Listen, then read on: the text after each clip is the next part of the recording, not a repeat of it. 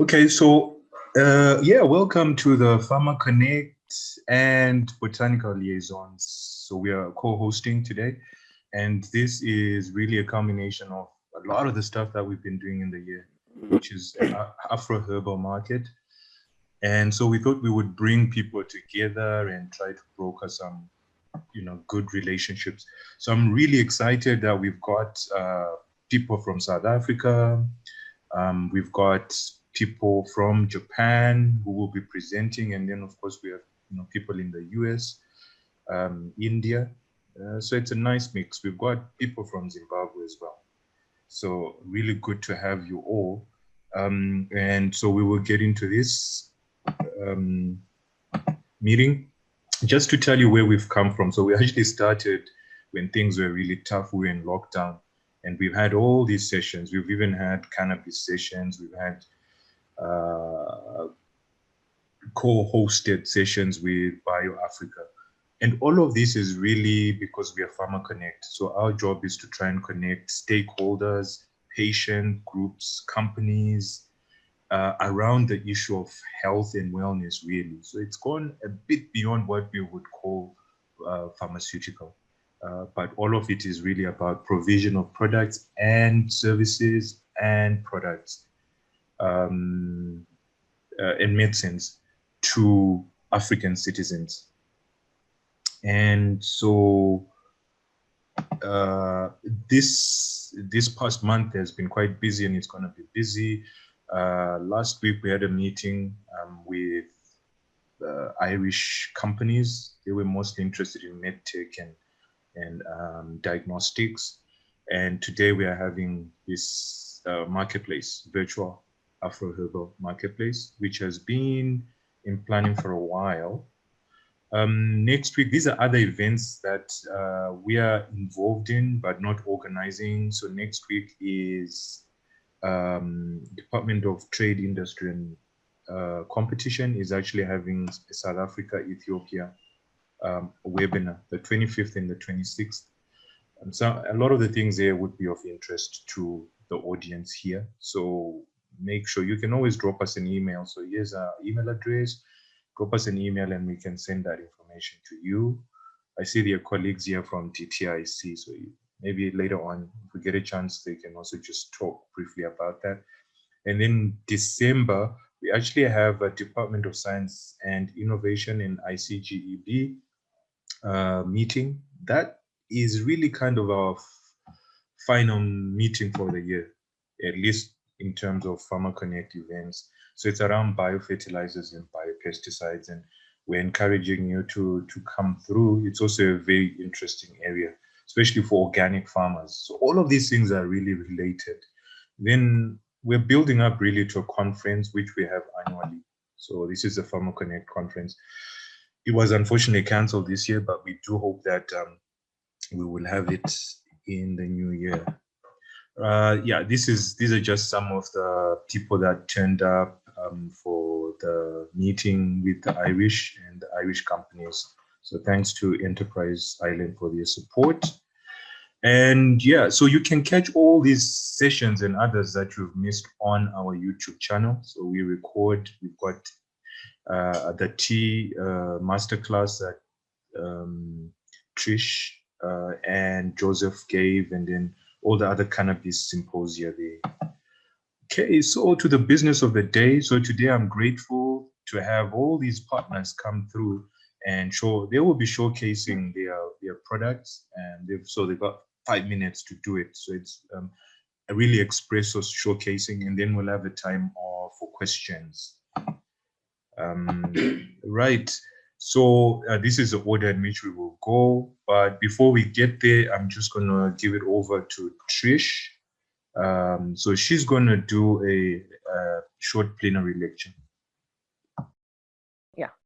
David had asked me to repeat a couple things on sustainability. I think in business, it's more than just talking about this anymore. I think this is a very key point of doing any business anywhere anymore. And there are 3 aspects to sustainability.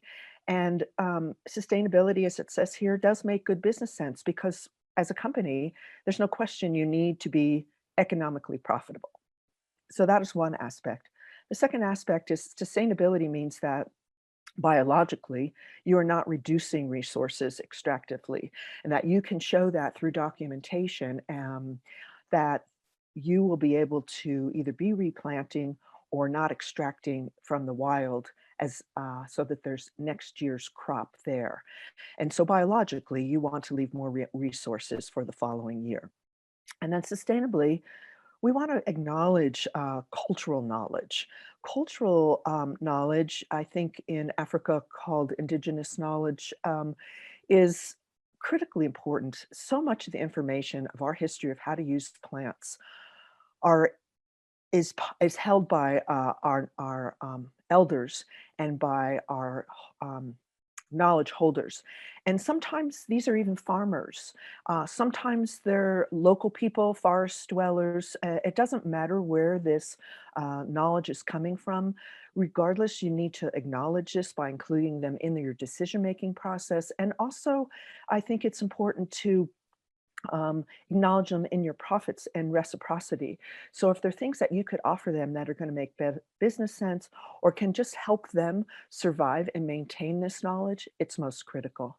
Next slide, David.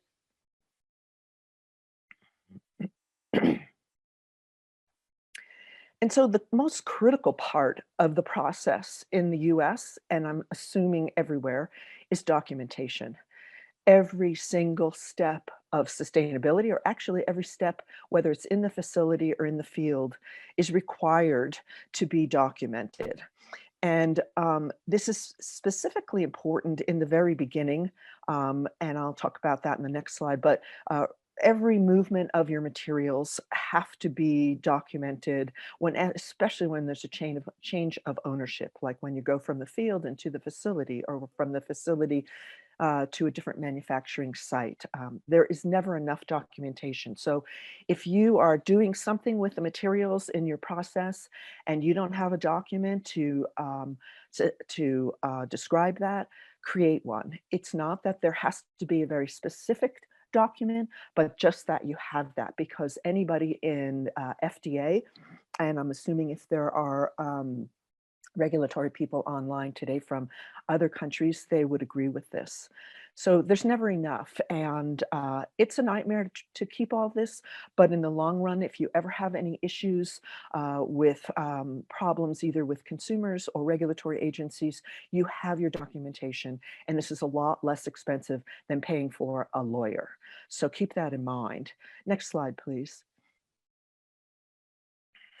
So in the documentation, what I wanted to refer to was that if you're using botanicals, and a lot of the things that we've talked about in some of the past seminars have been botanicals, you really want to identify your materials first. You know, make sure that you're absolutely sure, because if you're not, either the literature you've researched in order to make this product it would be incorrect, or that you can cause some serious problems to consumers in the later processes or their ingestion of this. And in general, if it doesn't work, you know, there might not be return sales. So identification comes at various points, but certainly starts in the beginning and has a lot of documentation of origin. And that therefore says, you know, where is this material coming from? Not only what is it, and then the next step is your farm records. Farm records are your weather, when you plant it, when you harvest, when you weed, what amendments you use. And I'll ask Sam if he would like to add anything, because I do some international field audits, and one of the audits I did was for a company that Sam was associated that grows in India, Tagetes erecta, and these are just exquisite marigolds. As I said, I apologize for not having any pretty pictures here, but if you go back into, would you go back to the slide first? Thank you. When you go back to the tea presentation I did, there are some pictures there. And so Sam, I don't know if you wanted to add anything here about sustainability before I move into some regulatory questions. Sure, I'll be happy to. So when it comes to this traceability aspect, and Trish is absolutely right, chain of custody is really critical. And any information that you as the provider of raw materials or intermediaries can provide, these are a good start. The ID, the origin, the farm records. Trish mentioned any fertilizer were added, any other type of additives that were helping the plant grow or to deter something from happening to that plant is really critical. Anybody who's taking control of it in possession and intermediary, document them as well. So if you have a transport trucking company doing it, document it. Anywhere where there can be a potential for an entry of something foreign or something that could potentially happen to the product, it's worth documenting. So those are just the minimum things that I would put in there to go along. Okay. As I said, we had an earlier seminar and a lot of the details there, so I encourage you to look at that, and I didn't want to take time today. I'm moving into a much different area, and so there were a few things that I wanted to mention. I am not a regulatory expert. I certainly can help you through some of this and refer you to some, but there are a couple items I wanted to mention today about US. And if you're going to be exporting into the US, you're going to need to register your facility. And food is a very broad term here. So don't say that, well, I'm not doing a food, but sometimes teas and other things are considered foods in the US. And so you need to be able to know, excuse me, how to register. So I just wanted to do a couple slides on this, and then one more that I think is strongly affected. So several years ago, we created, or I should say the FDA created, a food facility registration. And so you need to register your facility and show us that you have a linkage. Would you move to the next slide, please? And you need to have a US agent for this. And this agent is required to help you move these products into the US. And it's not a difficult thing. It's just a tedious paperwork, but you can sign in here and get your registration facility number. And that way, every time you import, that's listed with your paperwork, including your commercial invoice and phytosanitary certificates and it helps you slide into the United States much quicker. I didn't know, Sam, if you had anything else you wanted to mention for these two slides? Nope, your US agent This covers it. Okay. These are some things that the agent will do for you and help you.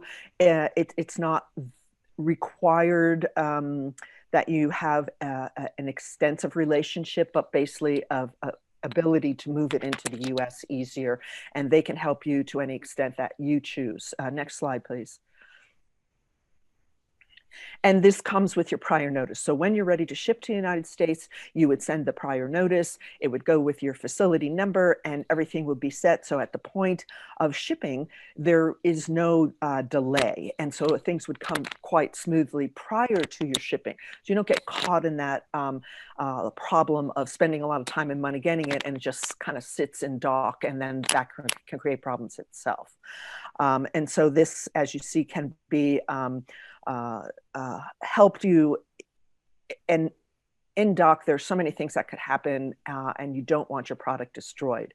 It either is not done properly, it can be destroyed, or it would be then shipped back to you. So we're trying to prevent that here. Next slide. And I wanted to talk about this a little later, but somehow it's got slipped in here. I wanted to talk about preventive controls because at all aspects of the process, and in particular, there is a slide coming up about the foreign supplier verification program. This slide got in the wrong order, so I apologize. And what that is that now the burden is moved to you all to make sure that the quality control is taken care of prior to the United States. It is no longer on the manufacturer. And that had been the situation. And so now every step, the steps that we talked about from the field, ID, the farm records, the documentation, supply chain, all of these things are called preventive controls. And this is a system that you're going to have in place to show that you are a verified supplier and then can ship into the United States. And so these are plans in place that show that you've looked at the issues such as testing for any kind of contaminants, pesticides, herbicides, and any other biological factors such as E. coli, et cetera. So there are some tests that go on this that would show that you've created your preventive controls. And I put identification in this area as well. Next slide, please. Yeah. So so this should have been the slide. I apologize. I wanted to thank Sam for some of the slides that he's offered earlier. And then I also wanted to mention I had a colleague, Stephen Joseph and Joy Joseph, whose websites are listed here, auditors and people who have really worked quite a bit in the program of foreign supplier verification program. And so I didn't know, Sam, if you had any other comments. There are a few more slides following up on this. If you wanted to wait to make comments after I discuss it. Sure, I'll wait to make them after we. Okay. But anyway, realize this is a very important situation for you. It is not a simple process. It's a lot of documentation. And without it, you're going to have a lot of obstacles. So next slide, please. The foreign supplier requires importers to ensure that the imported food is compliant. So they're going to be looking at you to give them the information about the ingredient or the finished product that you are sending to the United States. They need to have these documents developed, a written FSVP for each manufactured product brought into the United States. So, you know, people will say, well, I don't have to follow the FDA rules. I'm a foreign supplier and I can just ship things. And it's like, no, not anymore. It is a huge burden for you all to be able to make sure your product's good. This is not anymore documentation that I would suggest for a normal manufacturer of a product anyway. It just might have some extra extra bells and whistles on it that are required by the FDA. So there should be a qualified person, quality person within your facility to help develop these and work with your importer or partnership in the United States. Next slide. So you're responsible for making sure there's no hazards that would create health concerns, evaluating the food risk in the foreign suppliers, approving, helping be approved as a foreign supplier, and the verification steps that take place, identifying the U.S. authorities at entry that you are foreign, as I said, the prior notice, the facility, and now additional FSVP. And then just general record keeping that I emphasized with Sam in the very beginning. So Sam, just interrupt me if there's something that you would like to add. I think there's maybe just a couple more slides. Sure, sure. And I think that one of the important parts was you as kind of the export out of your country, you don't have to have your own entity set up here. You can opt to have somebody be your importer record here. And like Trish said, it doesn't have to be within arm's reach. It could be, you could have certain freight forwarding groups will actually be your importer of record. So they will take this on for you, but you still are required then to give them information to create that FSVP plan, which would be a document which they would maintain and retain in case the FDA did come in, they would be able to review it with them. So that's why you need to make sure it's a qualified individual from an organization that does have the training on this. And there is actually a training program offered by the FDA to do it in case some of your own people want to do it. Yeah, so that's a great point. And in addition, the training comment, there are several organizations in the US that can help you with a training on FSVP. So we can also guide you to those folks. Next slide, please. And so as a preview, this was who is the FSVP importer. So, you know, this is what Sam just mentioned.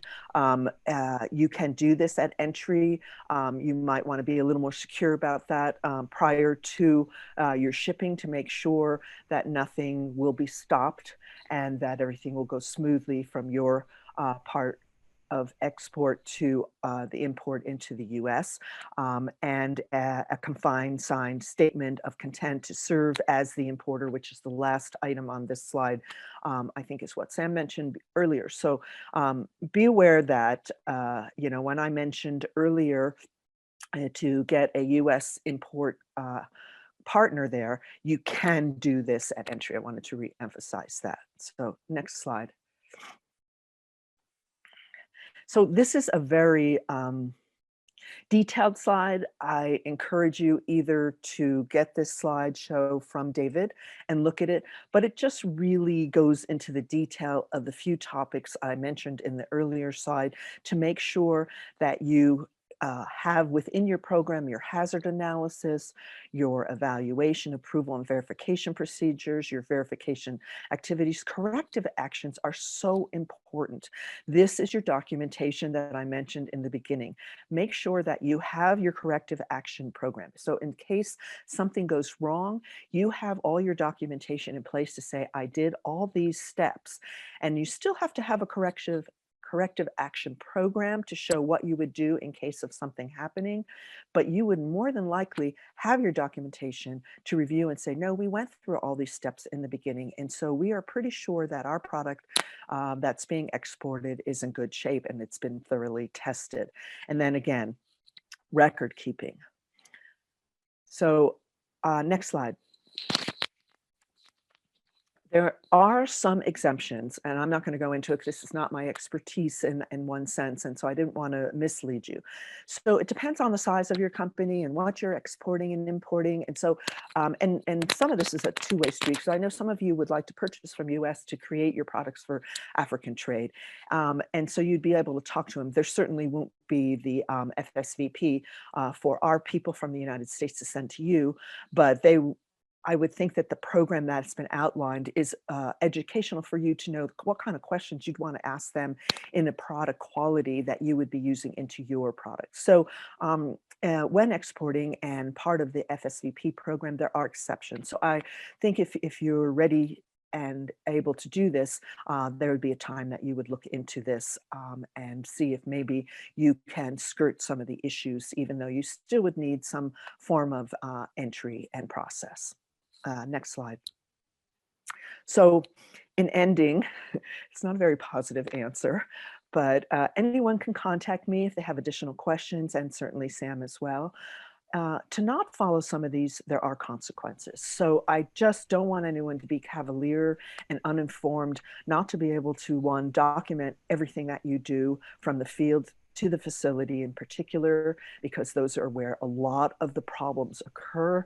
And then it is clearly outlined by the FDA on GMPs, good manufacturing processes, that are what goes on in the facility and the documentation that you will need, and then be able to ship to us. So it depends at what stage of process and how processed your product is, whether it's raw materials or finished product, and what area of the natural products industry you're entering, on what regulatory issues you might have or rules to follow. So be aware there are consequences, and they can be financial. I'm just trying to help you prevent these and to navigate around these when working with business partners in the United States. And so I don't know, I want to thank you for listening.